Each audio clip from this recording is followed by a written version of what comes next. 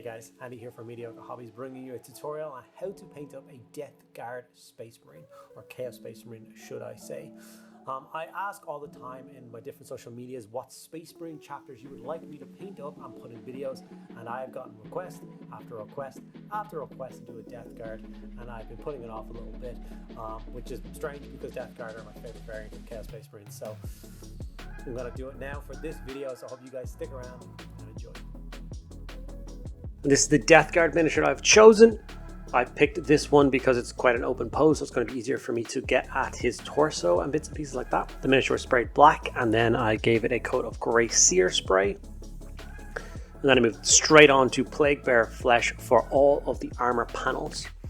The only regret that I have about picking this particular Death Guard miniature to use the tutorial is he doesn't have a lot of the mutated bits. There's no tentacles or mouths or any of that stuff that I can show you. There's one small break in the armor on his right forearm, which has some sort of tentacly stuff on it. So I'll be showing you guys a little bit on what I do with those parts later on that, but it's not a lot to go on. So in future videos, when I do maybe one of the Terminators for you guys, I'll of course pick one that is most crazily mutated, just so I can show you a little bit better on how to achieve those effects. But all I did was a Plaguebearer Flesh coat of contrast on all of the nice flat armor panels of the miniature. I'm sorry, this bit was out of focus. It's always early in the paint scheme when the camera doesn't think the model is very interesting yet and it likes my cutting mat more. I promise you that the rest of the video is completely in focus, just let this particular clip slide. I do have an affinity for Death Guard. I love them quite a lot, but I haven't really ever gotten around to painting my army, so maybe this will give me the kick I need to get it going. Black Templar was the contrast I used, and this was for all of the soft seals on this miniature, so there's quite a bit going around his waist. Well, above his waist really, there's soft seal running around most of the body, in behind arm joints, leg joints, any soft piping. So there is a couple of like pipes, some of them are broken and oozing some goop. We'll get to the goop later on, but for all of the pipes and stuff, just hit it with some black contrast paint. I also did the casing of the bolt gun and the handle of the grenade. From there we moved over to Gorgrunta Fur, and this might be a unique one for this particular Death Guard model. This one has a bandolier of grenades. I don't know how many Death Guard miniatures have leather belts on them and any kind of part of them, but you can obviously use this for any pouches or like pistol holsters or anything like that in the miniature. I would do the same thing. So Gorgrunta Fur, any of those bits you want to seem like leather. This particular bolt gun, and quite a few bolt guns on the Death Guard range, also seem to have like an old wooden handle on them, so I did that the same color. I also base coated in all of his swords. Skeleton Horde was a very quick step. That was just for the protruding horns coming out of his shoulder pad. Like I said, Death Guard are kind of a funny one to paint because they're so unique as miniatures, and some details be on some models and some won't be on another. You know what I mean? So you just basically have to learn a bunch of different skills to paint up the whole army. Balthasar Gold was used for all of the trim, and these guys are swimming with trim. So basically every armor segment has a armor trim piece on it, so you take your time and you go around that with Balthasar Gold. I know this seems like a little bit of a tedious step. It doesn't take as long as you think, and it really does make quite a stellar difference to the end product if you do take the little bit of time. I mean, I'd say it's a kind of maybe 3-4 minutes to do this entire miniature with Balthasar Gold, so it's not too bad.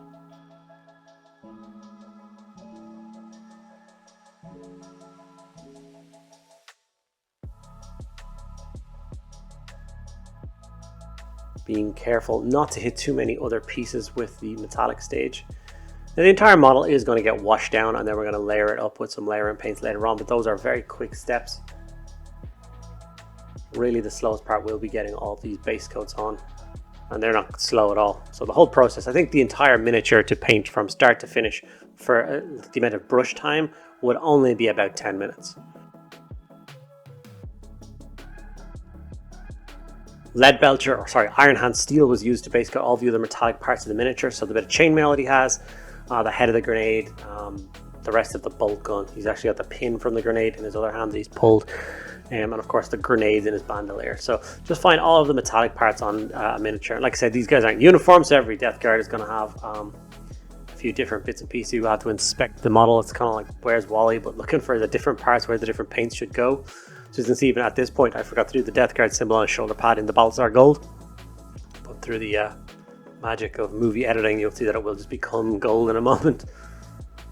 Well, hey, look, I didn't forget it at all. There it is, done. Volupus Pink is the color that I'm going to use for that. Like I said, the little tentacle that's breaching his forearm armor. And like I said, if you have any guys that have split stomachs or big tentacles hanging out or anything like that, this is the color that I use out of Volupus Pink, all of those parts.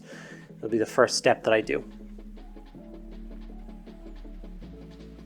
With the Volupus Pink on, that's basically all the base coats on the miniature. As you see, it's looking quite bright right now, so it's time to knock it down a bit. So what we're going to do is we're going to get a coat of Agrax Earthshade. This is the new 18mm pot, and we're going to apply this to the entire miniature. As you can see, it's going on quite dark, but that's okay. It won't settle that dark. You kind of start pushing the paint around, pushing it into all the nooks and grooves, and making sure that it doesn't pull too heavily on any one panel. So this is the model with all of the shade applied. While the shade was drying, I decided to paint the base of the miniature to make it look nice and neat and tidy. And now ready to start layering the model up. I actually really like this stage, and if you're in a rush and want to get to a tournament, or maybe you just don't enjoy painting and you just want to get some color on, you could very comfortably stop at this stage, base coat and a wash, and you will have really nice looking miniatures. But from there we went on to Death Guard Green, and we gave the entire green armor panels a quick layer job. Like I described with layer jobs before in a bunch of my other videos, the idea behind this is to basically brighten up the flats of the panel, but leaving all those nooks and crannies. Anywhere that shade kind of pooled or left, or all the shadows, is where you want to leave that previous color. This is just for the more raised areas that's going to get caught by the light, whether that light be the sun or a street lamp, or well, a lamp in a corridor or whatever. It's that thing where less is kind of more. And I'm not saying you're not going to cover the majority of the armor, but it's just the placement of it. And the more layering jobs you do on miniatures, the more you'll get the knack of where that layering job is supposed to go. I'm not saying I get it right all the time by any means. But here is the Death Guard Green armor applied, and then it's on to Corvus Black for all the black details. Like I said, the piping, the casing of the bolter, and bits like that, we're just going to give a very, very quick highlight to. There actually isn't that much black on this miniature, so this step took about 10 seconds.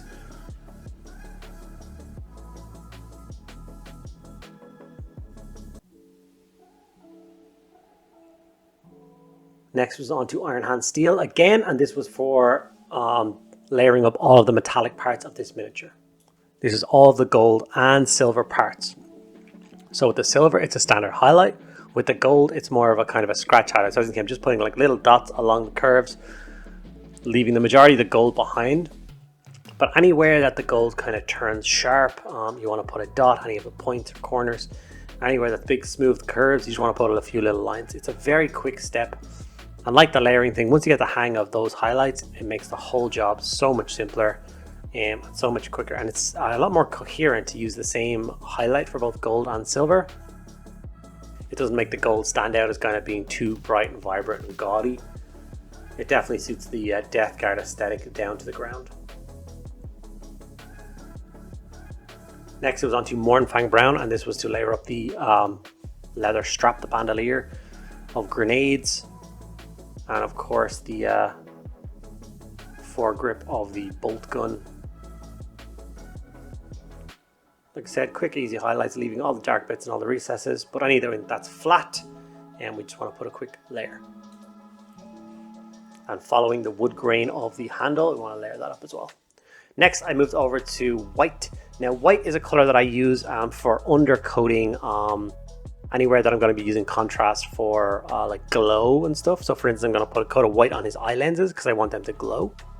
When the white is applied, I'm just going to put a coat of Blood Angel's red contrast over the eye lenses.